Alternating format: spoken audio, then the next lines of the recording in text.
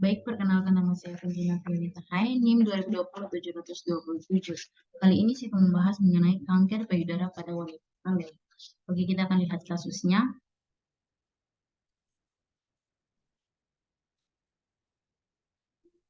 Oke, untuk kasusnya, ini merupakan kasus pubertia. Wanita umur 43 tahun datang dengan keluhan benjolan pada payudara sisi kiri yang disadari sejak 2 bulan yang lalu. Awalnya sebesar kelereng, saat ini ukurannya kurang lebih 10 cm. Kemudian batasnya juga tidak tegas, terfiksir. Kemudian tampak retraksi puting, kulit berkerut seperti kulit jeruk, kemudian ada dimpling. Kemudian pasien sekarang ini hamil 4 bulan, anak pertama. Pasien juga mengeluh benjolan pada aksila kiri, kemudian berat badannya turun dalam 5 kilo dalam 2 bulan terakhir, kemudian tidak ada keluhan sesak napas, batuk, darah atau sakit tulang lainnya.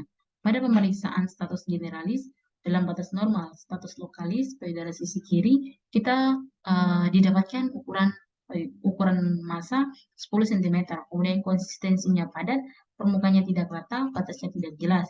Kemudian untuk status obstetrikus G1, A0, dan H 16 minggu. Riwayat keluarga, tante dari ibu menderita kanker payudara dan sudah meninggal. Riwayat lainnya sering olahraga, menstruasi, umur 9 tahun, makanan seharinya vegetarian. Oke, itu merupakan kasusnya. Selanjutnya yang akan saya bahas di sini, yaitu yang awalnya pengertian dari kanker payudara. Nah, untuk pengertiannya sendiri, kita tahu bahwa kanker payudara adalah tumor yang ganas yang paling sering didiagnosis pada wanita di dunia.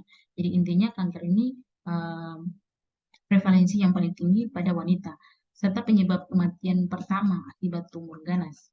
Oke, itu merupakan pengertian singkat dari kanker payudara. Selanjutnya yang akan saya bahas di sini yaitu mengenai etiologi atau penyebab kanker payudara, kemudian ada klasifikasi dan patofisiologi atau bagaimana hingga timbulnya gejala-gejala pada payudara. Oke, yang pertama yang akan saya bahas di sini bisa dapat diperhatikan. Yang pertama untuk etiologi atau faktor penyebabnya bisa dapat disebabkan oleh genetik. Nah, genetik ini di mana yang pertama bisa terjadi mutasi tumor, pendidikan gen. Ini ada BRC1 dan BRC2. Kemudian ada juga peningkatan proto-onkogen di mana proto-onkogen seperti HR2 di mana dia akan menyebabkan jaringan rusak.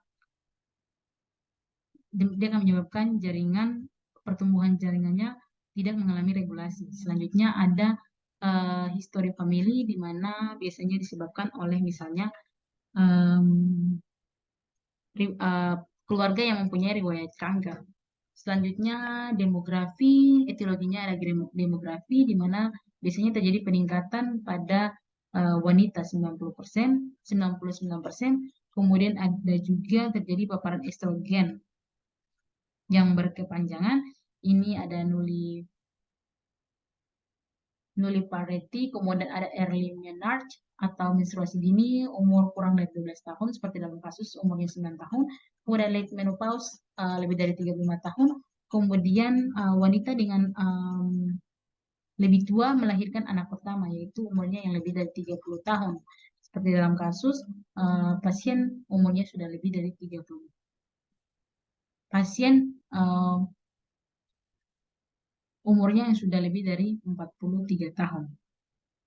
Oke, selanjutnya untuk faktor risiko lainnya ada lifestyle. Di sini ada alkohol, di mana dia akan menyebabkan peningkatan serum estrogen, kemudian ada uh, BMI yang tinggi, kemudian ada lifestyle lainnya ya seperti merokok.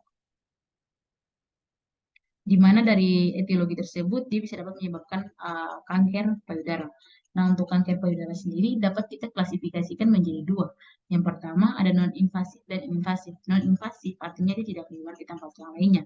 Ini dapat diklasifikasikan ada ductal carcinoma in situ dan juga ada lobular carcinoma in situ. Kemudian untuk invasif sendiri ada invasif ductal carcinoma, ada invasif lobular carcinoma, dan ada inflammatory carcinoma, kemudian ada PEG disease, dan juga ada tipe kanker pada laki-laki yaitu limfoma sarkoma.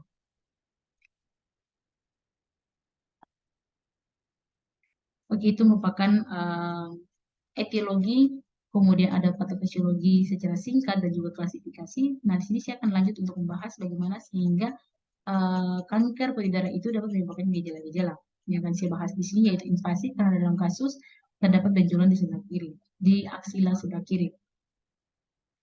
Nah, untuk yang ini sendiri, kita bisa lihat di mana terjadi pembelahan sel ganas dengan sangat cepat, sehingga akan dibagi menjadi dua. Sel tersebut akan dikemas dalam ruang yang terbatas, sehingga dia akan menyebabkan nodul yang keras ketika kita rasa dalam melakukan pemeriksaan fisik saat palpasi. Gejala yang muncul yaitu nodul payudara yang tegas dan tidak jelas. Selanjutnya yang berikut, di sini sel ganas tersebut dia akan bermigrasi. Dia akan bermigrasi dari tempat asalnya. Kemudian dia akan menyebabkan rumpuan sel asli yang batasnya tidak teratur. Nah, gejalanya sama, dia akan menyebabkan nodul yang terasa nodul yang tidak tegas dan tidak jelas, kemudian ada penampilan yang seperti penampilan bintik-bintik pada pemeriksaan mamogram. Oke, selanjutnya untuk tumor invasif juga dapat menyebabkan ligamen Cooper. Ligamen Cooper ini ligamen yang dibentuk untuk mendukung morfologi payudara normal. Kemudian ligamen Cooper ini akan tertarik. Dia akan tertarik, kemudian dia akan tertarik merespon sebagai respon terhadap infiltrasi tumor. Kemudian dia akan menarik payudara ke dalam. Nah, ini yang biasa dalam pemeriksaan kita menemukan dimpling. Selanjutnya, dari tumor invasif ini juga dapat menyebabkan saluran lactiferus di bawah puting susu. Ini dia akan menyebabkan dua hal, di mana yang pertama, tumor akan memperpendek saluran. Kemudian dia akan menarik puting susu dan areola ke dalam. Inilah yang biasa menyebabkan nipple retraction atau inversion. Selanjutnya, dia juga akan menyebabkan peningkatan sekresi ductus. Inilah yang dapat menyebabkan debit puting biasanya unilateral atau spontan. Selanjutnya dari tumor invasif juga dapat menyebabkan beberapa hal. Misalnya sel-sel tumor yang dilapisi kulit payudara akan melepaskan inflamasi sitokin. Nah, sitokin yang dilepaskan ini dapat menyebabkan vasodilatasi lokal pada pembuluh darah yang di bawah kulit. Kemudian lebih banyak akan masuk ke dalam kulit payudara. Nah, ini yang membuatnya tampak merah. Kemudian dalam pemeriksaan, biasanya kalau inspeksi, kita akan melihat eritema pada payudara. Terus eritema pada payudara. Selanjutnya dari infiltrasi sel tumor di saluran limfatik, di sini dia akan menyebabkan peningkatan jaringan payudara, di mana akan menyebabkan obstruksi pada saluran limfatik, kemudian akan menyebabkan cairannya menumpuk atau terjadi akumulasi di bawah kulit payudara seperti edem. Nah, ini yang biasa menyebabkan pneumorangi atau pada dalam kasus kita temukan kulit payudara berbentuk seperti kulit jeruk. Nah, ini 1% bisa menyebabkan kanker payudara. Kemudian dari semua kanker invasif, kemudian ini juga dapat menyebabkan tahap akhirnya biasa menyebabkan penyebaran sel tumor ke seluruh payudara dan mengaktifkan nosireseptor. Nah, ini yang bisa menyebabkan payudara merasa nyeri. Selanjutnya dari semua mekanisme yang terjadi, di sini otot pectoralis dan juga interkostal dia akan menyebabkan tumor kemudian menempel pada dinding dada sehingga nodulnya biasa terjadi immobile nodul atau nodulnya tidak dapat bergerak. Selanjutnya kulit payudara juga dia akan menyebabkan tumor tumbuh dan melebihi suplai darahnya sehingga bisa terjadi ulcerasi atau nekrosis pada kulit atau skin ulceration or necrosis. Oke, itu merupakan patofisiologi kanker payudara hingga menimbulkan gejala-gejala seperti yang kita dapatkan dalam kasus. Baik, setelah kita mengetahui pengertian, kemudian faktor penyebabnya, klasifikasi, dan juga patofisiologi yang akan saya bahas di sini juga, ada penegakan diagnosis. Nah, untuk diagnosisnya sendiri, di sini dapat kita lakukan dengan anamnesis, pemeriksaan fisik, dan pemeriksaan penunjang. Oke, untuk anamnesis, seperti dalam kasus, keluhan utama kita dapatkan benjolan di payudara kiri, kemudian disadari sejak 2 bulan yang lalu, ukurannya 10 cm, batas tidak jelas, dan terfiksir. Nah, ukuran 10 cm awalnya itu sebesar kelereng, namun sekarang ukurannya kurang lebih 10 cm. Kemudian keluhan lain ada retraksi, kemudian puting berkerut seperti kulit jeruk, kemudian ada juga dimpling, benjolan di aksila kiri, kemudian berat badan menurun 5 kilo dalam 2 bulan terakhir. Kemudian status obstetrikus ini G1, A0, dan H16. Kemudian riwayat keluarga, tante dari ibu menderita kanker payudara dan sudah meninggal. Riwayat lainnya menstruasi umur 9 tahun. Kita lihat bahwa umur menstruasi dini yang kurang dari 12 tahun seperti patofisiologi, kemudian ada juga riwayat keluarga dan juga riwayat kehamilan yang umurnya lebih dari 30 tahun. Inilah faktor risiko yang dapat menyebabkan kanker payudara. Oke, kemudian dalam pemeriksaan fisik yang dapat kita lakukan ada inspeksi dan palpasi. Inspeksi ini merupakan teknik kita mengamati payudara. Kita bisa meminta pasien untuk membuka bajunya, kemudian kita melihat bagian payudara. Kita melihat apakah ukuran payudara kiri dan kanan ukurannya sama, kemudian apakah ada benjolan atau tidak, kemudian kita melihat apakah ada kemerahan atau tidak, dan lain-lain. Dengan inspeksi, kita bisa menggunakan teknik ini di mana pasien bisa tangannya di sebelah kiri dalam posisi duduk, kemudian tangannya bisa diangkat dan tangannya bisa ditaruh di pinggang. Kemudian pasien juga bisa membungkuk agar kita melihat apakah menggelantungnya payudara pasien kiri dan kanan sama atau tidak. Dalam inspeksi ditemukan benjolan di payudara dan aksila kiri, retraksi puting, kulit berkerut seperti kulit jeruk, dan ada juga dimpling. Selanjutnya kita lanjut untuk melakukan pemeriksaan fisik. Yang lainnya yaitu palpasi. Yaitu kita akan melakukan teknik dengan meraba payudara pasien. Di mana ketika palpasi, teknik yang bisa kita gunakan meminta pasien dalam posisi tidur, kemudian kita bisa melakukan palpasi payudara dari arah dalam keluar, yaitu dari ICS2, kita bisa melakukan palpasi ke arah keluar. Dalam palpasi kita menemukan benjolan kurang lebih 10 cm, kemudian konsistensi padat, permukaan tidak rata, dan batas tidak jelas. Kemudian dalam palpasi ini juga kita bisa melakukan palpasi dari bagian punggung payudara, kita bisa melakukan palpasi ke arah aksila untuk melihat apakah ada pembesaran kelenjar KGB atau tidak. Oke, setelah kita melakukan anamnesis, pemeriksaan fisik, tidak kalah penting juga kita melakukan pemeriksaan fisik. Nah, berikut ini ada beberapa pemeriksaan fisik yang bisa dapat dilakukan oleh ibu hamil. Yang pertama ada mamografi. Nah, untuk mamografi sendiri bisa dapat dilihat, ini merupakan alat yang digunakan.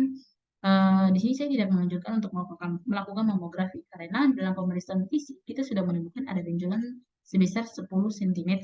Di mana ketika kita melakukan mamografi, otomatis pasien akan merasakan kesakitan akibat dari payudara yang ditindis oleh alat tersebut. Selanjutnya, yang kedua, ini merupakan gold standar, yaitu kita melakukan biopsi. Nah, kita bisa melakukan biopsi, di mana kita bisa mengambil jaringannya atau mengambil cairan di dalam payudara tersebut untuk melakukan pemeriksaan. Kemudian ketika kita melakukan biopsi, di sini kita juga akan memberikan pengarahan kepada pasien. Jika didapatkan kankernya ganas, maka kita meminta pasien jika melakukan pengangkatan payudara, maka akan berbahaya kepada janin karena akan dilakukan bius. Selanjutnya ada ultrasonografi atau ultrasound atau USG. Nah, ini untuk kita melihat lesi pada payudara seperti gambar ini. Selanjutnya kita juga bisa menggunakan MRI untuk melihat kanker payudara. Ini merupakan bentuk yang normal, kemudian ini bentuk ada kanker di mana ada nodul dan lain sebagainya. Selanjutnya kita juga bisa melakukan fototoraks. Nah, fototoraks ini sangat penting ya, di mana fototoraks ini untuk menyingkirkan apakah kanker tersebut sudah menyebar ke organ lain atau tidak. Oke, selanjutnya kita akan menentukan stadium. Dan untuk stadiumnya, di sini kita tentukan berdasarkan sistem klasifikasi TMN, American Joint Committee on Center, AJCC 2010 edisi 7 untuk kanker payudara. Untuk yang pertama kategori T. Kategori T ini pada kasus di sini saya temukan T4B, di mana ada edem termasuk PD oranye, kemudian ada ulcerasi kulit payudara atau satellite skin nodule pada payudara yang sama. Oke, selanjutnya untuk yang berikut, untuk kategori N-nya, kelenjar getah beningnya di sini metastasis N1 karena metastasis pada KGB aksila, ipsilateral level 1 dan 2 masih dapat digerakkan. Oke, selanjutnya untuk kategori M-nya metastasis jauhnya di sini belum dapat dinilai karena dalam anamnesis tadi pasien tersebut tidak merasakan sesak napas, kemudian nyeri pada tulang dan lain sebagainya. Akan dilakukan pada pemeriksaan penunjang yaitu fonotoraks. Oke, itu merupakan diagnosis. Setelah kita mengetahui diagnosis, kita juga harus membandingkan untuk menyingkirkan kemungkinan lain, yaitu melakukan diagnosis banding. Nah, untuk diagnosis bandingnya sendiri, di sini ada yang pertama ada breast abscess, kemudian ada necrosis, uh, fat necrosis, kemudian ada fibroadenoma dan mastitis. Ini merupakan diagnosis banding dari kanker payudara. Selanjutnya, ketika kita sudah mengetahui diagnosis, yang berikutnya yang akan kita lakukan yaitu kita mengetahui um, komplikasi atau memberikan um, informasi bahwa komplikasi yang bisa dapat terjadi, di mana misalnya kalau untuk pengobatan baik kemoterapi, radiasi, terapi hormonal atau pembedahan, di sini komplikasi yang bisa terjadi ada mual muntah dan diare, kemudian rambut rontok, kehilangan memori atau otak, biasanya otak kemo, kemudian ada infeksi. Nah, infeksi, kemudian ada sakit saraf, kemudian ada bekas luka yang permanen akibat dari operasi tersebut. Nah, setelah operasi, yang perlu kita lakukan juga di sini yaitu kita melakukan tata laksana. Tata laksana yang dapat dilakukan ada farmakologi dan juga non-farmakologi. Nah, untuk farmakologi di sini yang pertama ada tujuan terapi, ini ada kuratif, paliatif, untuk pilihan terapinya ada terapi utama, no adjuvan, dan juga adjuvan. Kemudian untuk non farmakologi di sini ada nutrisi, rehabilitasi dan rekonstruksi dan screening atau yang bisa kita lakukan mengedukasi kepada pasien untuk melakukan pemeriksaan sadari. Oke, ini merupakan terapi non terapi farmakologi pada kanker payudara. Misalnya kalau pasien tersebut datang dengan kanker payudara stadium 3B atau 3C, misalnya kalau ada pendarahannya tidak ada, maka yang harus kita lakukan yaitu kemoterapi adjuvan. Misalnya kalau respon masektomi regional modifikasi atau MRM-nya positif, berarti kita lanjut untuk melakukan radioterapi. Selanjutnya, jika tidak ada respon, maka kita melakukan kemoterapi lini 2. Jika tidak ada respon, maka kita lakukan dengan radioterapi. Selanjutnya, jika datang dengan pendarahan, di sini kita lihat kita bisa memberikan radiasi atau kemoradiasi no adjuvan. Jika ada respon dari MRM atau masektomi radiasi modifikasi, maka kita bisa memberikan kemoterapi. Kita bisa memberikan kemoterapi. Selanjutnya, jika stadium 4, maka kita bisa melakukan oligometastasis, yaitu kita bisa memberikan terapi kuratif, lesi metastasis, kemudian kita juga memberikan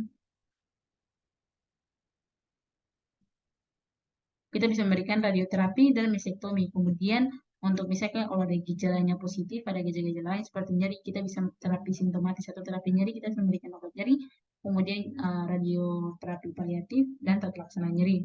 Selanjutnya, jika tidak ada gejala lainnya, maka yang bisa kita lakukan yaitu kita bisa memberikan kemoterapi, kemudian ada HT atau terapi hormonal, dan juga TT atau terapi target.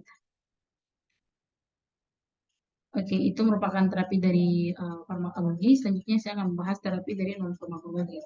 Nah, untuk terapi non-farmakologi sendiri, yang pertama ada nutrisi. Nah, nutrisi di sini kita bisa memberikan mikronutrien, misalnya kayak mineral dan lain sebagainya. Selanjutnya untuk makronutrien seperti karbohidrat, lemak, dan juga protein. Kemudian ada cairan, kemudian ada nutrisi spesifik seperti omega 3 dan BCCA, kemudian ada rehabilitasi.